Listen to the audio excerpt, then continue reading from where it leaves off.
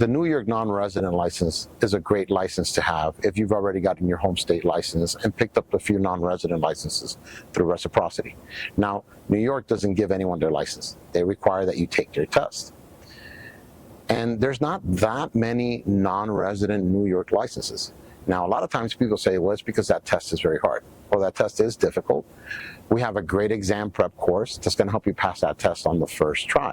You reap what you sow. You have to study. And if you study and you do well in the practice exams, you will pass that test. What happens is this. Many adjusters have their home state license. So say I live in Texas. I get my Texas home state license. Now I have reciprocity. I can buy 30 licensing states non-resident licenses. So that's a total of 31 states that I can work in. There are 16 states that do not require a license. That makes it a total of 47 states. So I'm in Texas, and I can virtually work in 47 states. Why am I going to study and work hard and go to a testing center and take an exam to pass a New York non-resident licensing exam?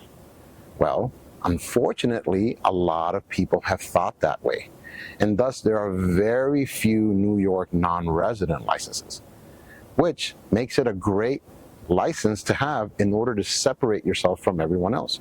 In fact, if you go to adjusterpro.com and you go to our blog page, type in the golden ticket, and you will see that we call a New York non-resident license the golden ticket, because not many people attempt to get that license. And yes, there is this theme of the test is hard, but it's actually because, again, I got my home state license. I can work in 47 states. I'm not really interested in working in New York or taking that test. And that's happened for, I would say, decades almost. And so there are very few non-resident New York licenses. And getting that license is going to virtually guarantee you work. And that's why we call it the golden ticket.